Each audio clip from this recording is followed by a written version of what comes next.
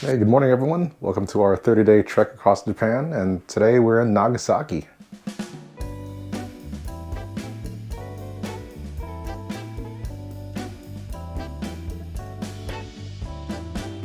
After an entire day just traveling yesterday, we finally got to the city.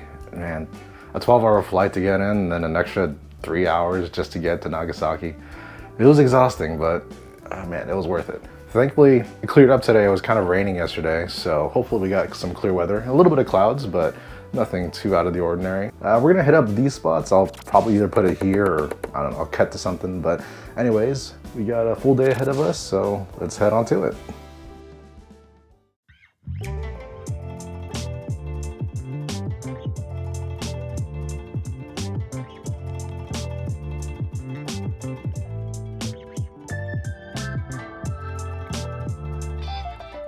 Our first stop is Peace Park, which is in the northern part of Nagasaki. Established in 1955 near the hypocenter of the explosion, Peace Park was opened as a tribute to those lost during the nuclear bombing of 1945 and serves as a stark reminder of the devastation that befell the city.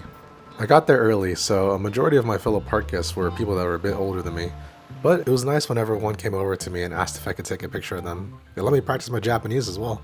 There are a lot of statues and monuments scattered around the park, but the most famous one is actually on the north end, the Peace statue. This 10-meter tall statue was created by Seibo Kitamura and is supposed to be the icon of peace here at the park. The right hand of the statue points up to signify the threat of nuclear weapons, while the left hand extends outwards to symbolize eternal peace.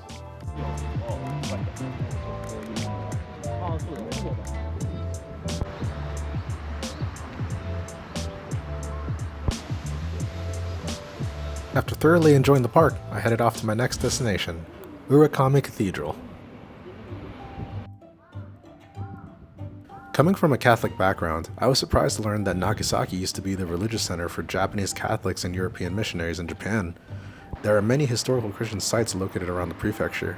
One of these sites, the Cathedral of Immaculate Conception, also known as the Urakami Cathedral because of its location, was one of the few buildings that had surviving structures after the bomb fell, such as one of the church's bells, statues of the saints, and the wooden figure of St. Mary.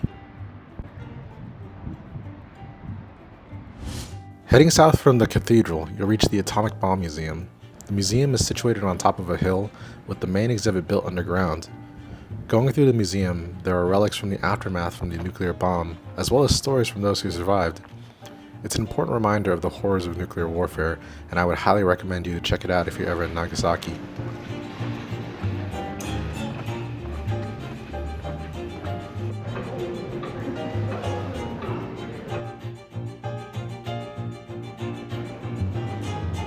Further south, you'll find Sanyo Shrine and its famous one-legged torii gate. As a result of the bomb, the shockwave knocked down half of the torii gate, but miraculously, one half stayed standing. Further into the main shrine, you'll find two large camphor trees that, despite everything, also survived the blast, and they give hope that despite the worst tragedies to befall mankind, life will persevere. After checking out Sanyo Shrine, it's time for lunch. So, I headed down to Chinatown for a quick bite. The Nagasaki Shinchi Chinatown is one of Japan's three main Chinatowns, alongside the ones in Yokohama and Kobe. The streets were filled with red paper lanterns and souvenir shops, and have four gates depicting the four heavenly beasts on the north, south, east, and west gates. There were a ton of tourists, as well as students on field trips, and it was nice to see the place so lively. The street was lined with plenty of restaurants and street vendors, and I opted to try out the street food. One of the most popular dishes is the kakuni manju, or pork belly bun. I opted for that, plus a steamed pork bun and xiaolongbao from a couple of street vendors. They were really delicious.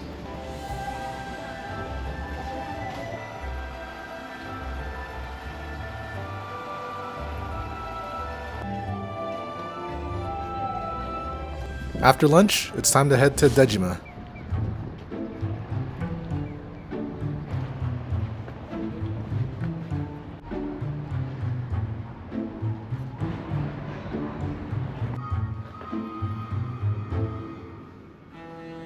Originally built to intern Portuguese traders and prevent the spread of Christianity, Dejima later became the home for the Dutch trading post and a hub for European trade, and, until 1859, Dejima was the only place in Japan where Westerners could trade.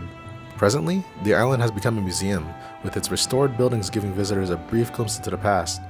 You'll find faithful recreations of the interiors of these old buildings, as well as artifacts from the era.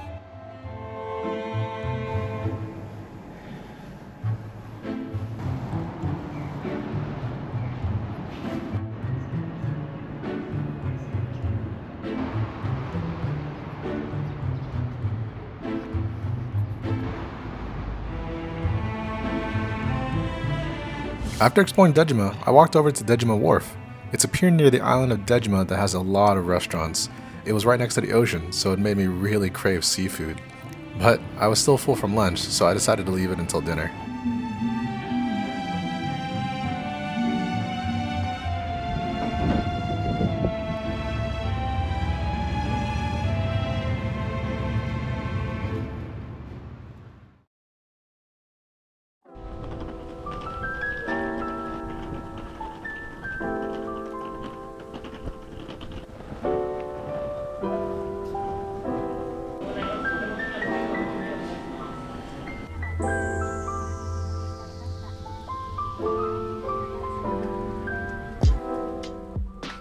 The final stop for the day was Inasayama Park.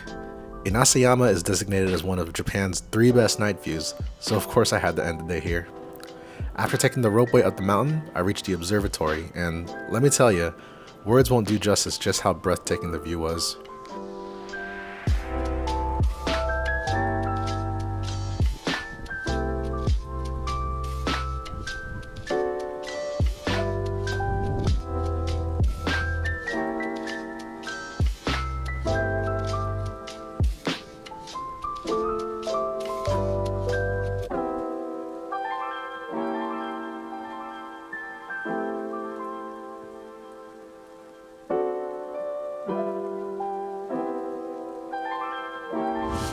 After coming back down the mountain, I went back to Dejima Wharf to grab dinner.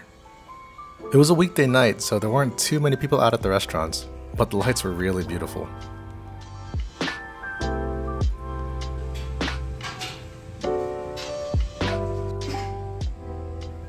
I decided to stop by a restaurant selling Nagasaki soba. I ordered the seafood kake soba, and because I was the last customer of the night, the owner gave me a fish cake for free. I thoroughly enjoyed my meal and the friendly atmosphere before calling it a day.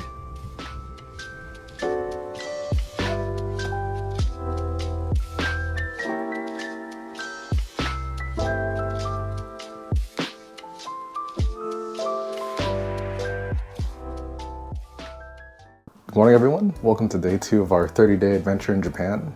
The weather has actually cleared up immensely since yesterday, so I'm a lot happier for that. I'm excited because we've got a lot of fun things to do today. I'll probably put a cutaway here, so you can see it here. We'll be heading off to the Suwa Shrine and the 2 Confucius Shrines over here in Nagasaki. And then later on in the afternoon, we actually have the Gunkanjima tour. Our ticket is actually for 1 p.m., so we'll head there right after lunch. So today is our last day in Nagasaki, so we'll be checking out the southern part of Nagasaki today. Like I mentioned, the few shrines, as well as some other sites down in the south part of town. So anyways, let's get to it. Before heading off to my first destination of the day, I stopped by Nagasaki Station to pick up my bullet train pass. Because the first week I would primarily be on the west side of Japan, I bought the Sanyo-San'in Northern Kyushu Pass, which gave me 7 days of unlimited access to bullet trains in Kyushu and the west side of Honshu. It cost me 26,000 yen, or roughly $170 US, and because the price of the JR Pass increased in October 2023, the Northern Kyushu Pass was a much cheaper alternative. If you're interested, I've linked the website where you can purchase this pass below. It's definitely worth it if you're considering spending a week in the area between Osaka and Nagasaki. The first stop for today was my first shrine visit for this Japan trip, the Suwa Shrine of Nagasaki. This shrine is actually one of more than 10,000 Suwa shrines all across Japan, with the head shrine, Suwa Taisha, located in the Nagano Prefecture. This particular shrine is home to the Kunchi Festival. Held in October, the Kunchi Festival is one of Japan's biggest festivals. Unfortunately, I was here in early March, a bit early for the festival. Regardless, the shrine itself is very beautiful. Situated on top of a hill in the middle of the city, It is a nice piece of traditionalism in the middle of the hustle and bustle of modern civilization. While I was here, I also picked up a Goshuincho, a stamp/seal book used by people visiting temples or shrines, and acquired my first stamp of the trip.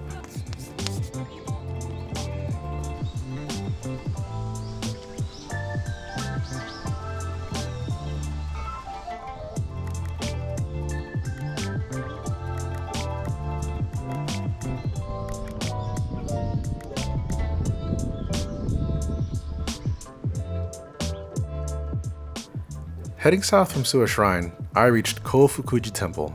The temple is considered to be one of the oldest and most important Chinese-founded temples in Nagasaki, with its structure heavily inspired by traditional Chinese architectural styles. It was originally set up as a place to pray for merchants traveling by sea, and was also the birthplace of the Obaku school of Zen Buddhism.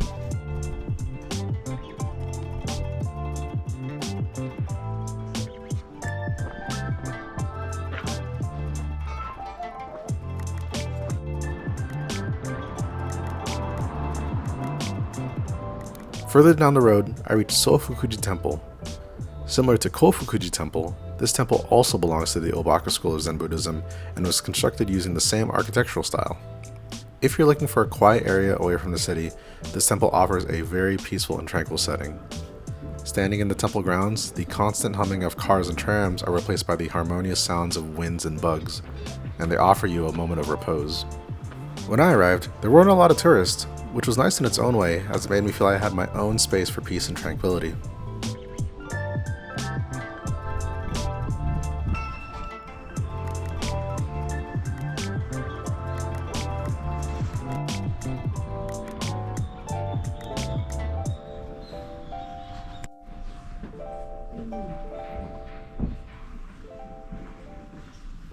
After exploring the temples, I made my way over to Megane Bridge. Megane Bridge is a famous tourist attraction because, when reflected on the water, it looks like a pair of glasses. Megane is the Japanese word for glasses or spectacles, hence the name of the bridge. The bridge makes for a pleasant stroll with nice views of the water, and you can even go down to the riverbank. There are stones that cross the water, which is a popular spot for photos.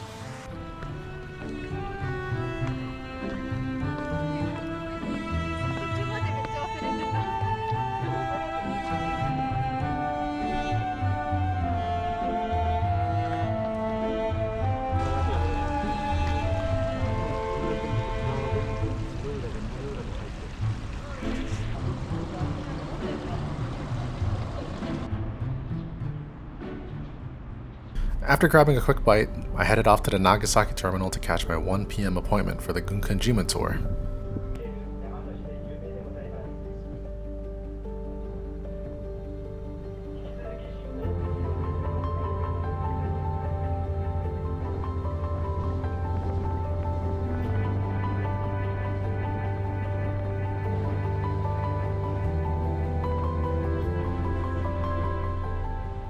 Hashima Island, also known as Gunkanjima, meaning Battleship Island, is a tiny abandoned island off the coast of Nagasaki.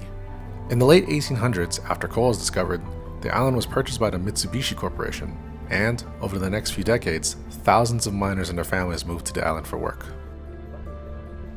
As the population became more dense, the island was expanded, with larger residential and industrial buildings being constructed, including a school, apartment blocks, and a hospital. These buildings were actually Japan's first buildings to be constructed with reinforced concrete. Walking through the remnants of the abandoned buildings, I got a mixed feeling of sadness and wonder.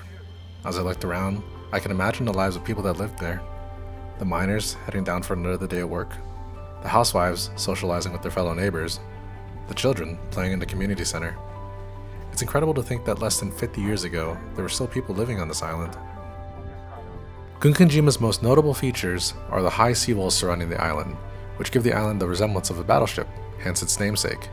The likeness was so uncanny that even during the war, enemy vessels would mistake the island as a ship and fire upon it. As petroleum became a more viable source of energy, coal mines across Japan began to gradually shut down.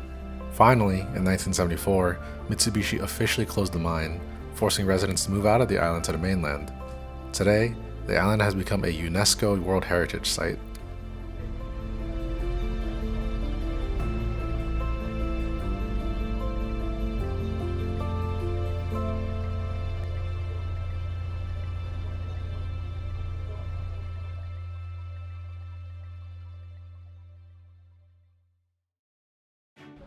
Heading south from the port, I reach Glover Garden. Glover Garden is an open-air museum that exhibits mansions of several of the city's former foreign residents. The main attraction is the former Glover House, owned by Thomas Glover. Thomas Glover was a Scottish merchant who moved to Nagasaki in the mid-1800s and was a key figure in Japan's industrialization, including the introduction of Japan's first railway locomotive, the modernization of the shipbuilding industry, and the founding of the Japanese Navy. Today, his estate and the other surrounding homes of the previous foreign residents have been open for public viewing. The homes have been carefully restored to showcase how they used to look in the past. You can see the mixture of Western architectural elements, such as the French windows, being mixed with their Japanese influences, such as the tiled roofs. The garden also offers you a stunning view of the harbor. And, while you're at it, you can also rent and dress in old Victorian clothing. There were many couples and groups walking around and taking photos dressed as classical European ladies and gentlemen.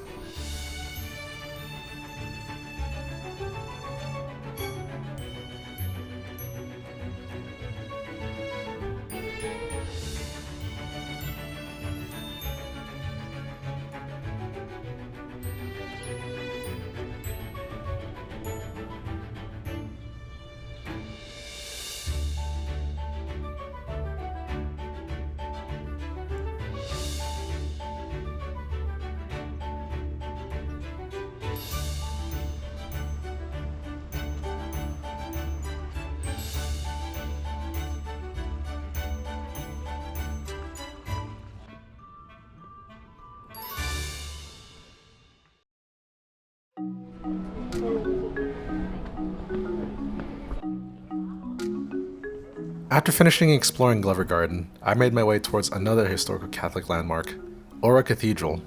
Oura Cathedral was built towards the end of the Edo period and is considered to be the oldest standing Christian church in Japan. It's located on top of a hill and stands out given its beautiful white exterior.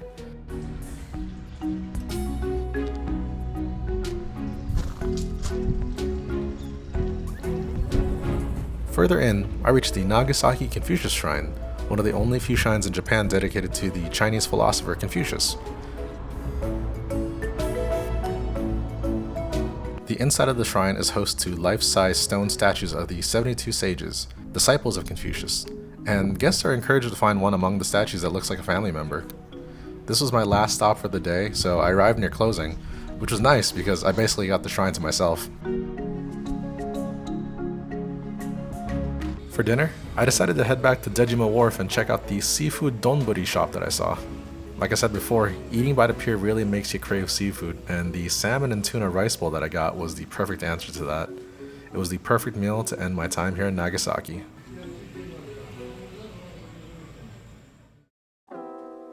Well, everyone, this has been Nagasaki. Man, what a crazy couple of days it's been. There's just so much that we saw, and I feel like there's a lot more that we can still see in the future. What was your guys' favorite? Let me know down in the comments if there's a spot that you guys really liked, or maybe there's a spot that I missed that we can come check out next time. Who knows? So tomorrow we'll be heading up to Fukuoka for part 2 of our 30-day trip in Japan. But for now, guys, just want to say thank you again for watching Prado's Offline, and I will see you guys tomorrow.